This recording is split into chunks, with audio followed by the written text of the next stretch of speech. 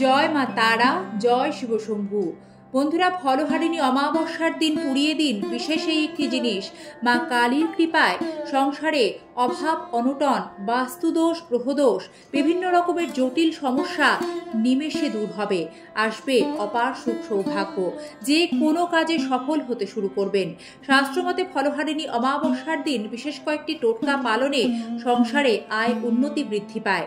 কি কি করবেন এই ফলহারিণী অমাবস্যায় এবং যে কাজগুলি এদিন ভুলেও করবেন না, বিস্তারিত জানুন আজকের এই পর্বে। মূল পর্বে প্রবেশের আগে আমরা জানব 2025 ফলহারিণী অমাবস্যার পূর্ণাঙ্গ সময়সূচি। শ্রী ফলহারিণী কালী পুজো ও অমাবস্যা 2025 সালে ইংরাজির 26শে মে, বাংলার 11ই জ্যৈষ্ঠ 1432 বঙ্গাব্দ সোমবার পালিত হবে। অমাবস্যা তিথি শুরু হবে 26শে মে সকাল 11টা বেজে 9 মিনিটে। অমাবস্যা তিথি শেষ হবে 27শে মে সকাল 8টা বেজে 45 মিনিটে। এই অমাবস্যা তিথির মাহাত্ম্য অপরিসীম। ফলহারিণী কথার অর্থ হলো ফল হরণকারী। যিনি অশুভ ফল হরণ করেন তাকেই ফলহারিণী বলা হয়। জ্যৈষ্ঠ মাসের অমাবস্যা তিথিতে শ্রী রামকৃষ্ণ পরমহংসদেব মা সারদা দেবীকে দশ মহাবিদ্যার অন্যতম দেবী ষোড়শী রূপে পূজা করেছিলেন। জ্যৈষ্ঠ মাসের অমাবস্যা তিথিতে দেবী কালী পূজিত হন ফলহারিণী নামে।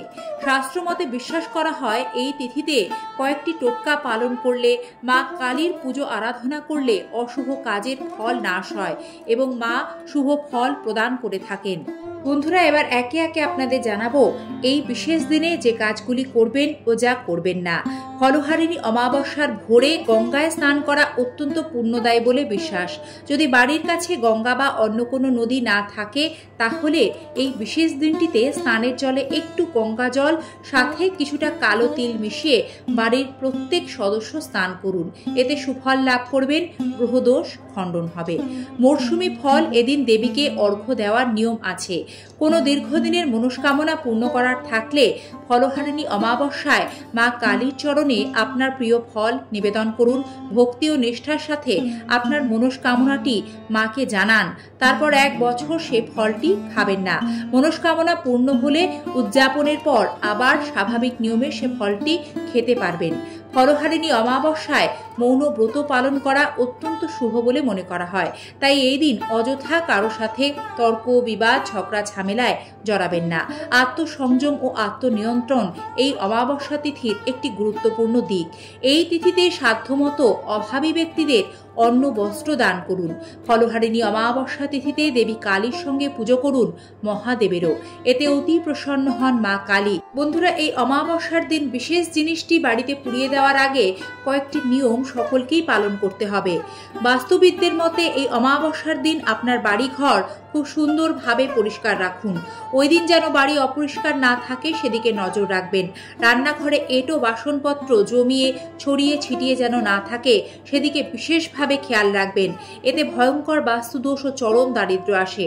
কোনো পুরনো ছেঁড়া জামা কাপড় থাকলে সেগুলি এদিন ছড়িয়ে ছিটিয়ে না রেখে ভালোভাবে গুছিয়ে ঢেকে রাখবেন। শুধু বাড়ি নয়, এদিন বাড়ির সামনের উঠোন, সদর দরজা পরিষ্কার রাখবেন।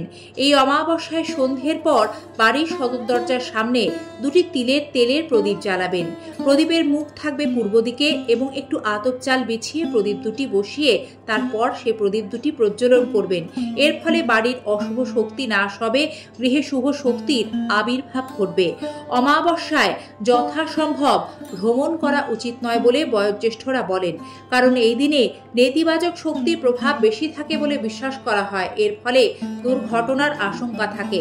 বিশেষ করে অমাবস্যার রাতে ভ্রমণ স্থগিত রাখা সকলের জন্যই উত্তম। এদিন নতুন পোশাক, নতুন গাড়ি কেনা উচিত নয়। এটি নেতিবাচক শক্তির প্রতীক বলে মনে করা হয়। এছাড়াও বন্ধুরা, এদিন নতুন কোনো কাজ শুরু করবেন না। এবং খুবই গুরুত্বপূর্ণ, অমাবস্যা তিথি সন্ধ্যার পর গর্ভবতী মহিলারা ভুল করেও বাড়ির বাইরে বেরোবেন না। এতে অমাবস্যা তিথির বিভিন্ন ক্ষতিকারক নেতিবাচক শক্তির প্রভাবে গর্ভস্থ সন্তানের বিভিন্ন ক্ষতি হওয়ার আশঙ্কা থাকে। অমাবস্যা তিথিতে মহিলারা চুল খুলেও বাড়ির বাইরে বেরোবেন না। এদিন কেউই কোনো রকম ক্ষৌরকর্ম অর্থাৎ নখ, চুল, দাড়ি কাটার মতো কাজগুলি করবেন না। দুঃখ, দুর্দশা, দুর্ভাগ্যকে খুব দ্রুত নাশ করতে চাইলে এই অমাবস্যার দিন বাড়িতে অতি গোপনে একটি হলেও গুগ্গুলের বিশেষ একটি ধূপ প্রজ্বলন করুন। বন্ধুরা, গুগ্গুল একটি বিশেষ ধরনের ধূপ যা মা কালীর অতি পছন্দের। বাস্তুবিদরা পরামর্শ দেন পারিবারিক বিভিন্ন কঠিন সমস্যা যেমন আর্থিক অভাব অনটন, দাম্পত্য কলহ, বাস্তুদোষ এগুলি থেকে দ্রুত নিস্তার পেতে চাইলে অমাবস্যা তিথিতে এই গুগ্গুলের বিশেষ ধূপটি প্রজ্বলন করলে খুব তাড়াতাড়ি ভালো ফল লাভ করা যায়। এই তিথিতে বাড়িতে বা মন্দিরে মা কালীকে নিবেদন করুন লাল জবার মালা। সন্ধ্যায় বাড়িঘর আলোকিত করুন। বিজোড় সংখ্যায় কয়েকটি কর্পূর, কয়েকটি নিখুঁত তেজপাতা এবং কয়েকটি ফুল সমেত লবঙ্গ একসঙ্গে পুড়িয়ে নিন ধুনুচিতে। তারপর তার ধোঁয়া ছড়িয়ে দিন ঘরের সর্বত্র। এতে বাস্তুদোষ কুনজর কেটে যাবে। বন্ধুরা, কর্মে আসা বারবার বাধা, আর্থিক অভাব অনটন থেকে দ্রুত মুক্তি পেতে চাইলে বাস্তুশাস্ত্রবিদদের মধ্যে এই বিশেষ দিনে গুগ্গুল ধূপের সাথে শুদ্ধ গাওয়া ঘি ও কিছুটা হলুদ সর্ষে একসাথে মিশিয়ে তা প্রজ্বলন করে তার ধোঁয়া সারা বাড়িতে দেখাবেন। এই প্রতিকারটি এই ফলহারিণী অমাবস্যার দিন শুরু করবেন এবং টানা 21 দিন করে যাবেন। ধীরে ধীরে সমস্ত কাজ সম্পন্ন করতে সাহায্য করবে এই বিশেষ ক্রিয়াটি। বন্ধুরা, এই টোটকাগুলির পূর্ণ ফল পেতে ভুল করেও অমাবস্যায় মাংস খাবেন না। শাস্ত্রে এ বিষয়ে স্পষ্টভাবে বলা হয়েছে, অমাবস্যায় মাথায় তেল কেউই ব্যবহার করবেন না। মা তারার কাছে প্রার্থনা জানাই এই ফলহারিণী অমাবস্যার দিনটি আপনাদের জীবনে সকল কঠিন বাধাবিঘ্ন দূর হয়ে আসুক অপার সুখ সৌভাগ্য। পর্বটি সম্পূর্ণ দেখার জন্য ধন্যবাদ জানাই এবং নিয়মিত এই ধরনের সনাতনী বার্তা দেখতে আমাদের সাথে থাকবেন। সিংহরায় রুরবেল চ্যানেলটি সাবস্ক্রাইব করে পাশে থাকা বেল আইকন প্রেস করে রাখার বিনম্র অনুরোধ জানিয়ে আজ এখানে শেষ করছি এবং ভালো লাগলে একটি লাইক অবশ্যই করবেন। আজ এই পর্যন্তই। সকলে নিজেদের খেয়াল রাখবেন। দেখা হবে নতুন কোনো সনাতনী বার্তার ভিডিওর সাথে আগামী পর্বে।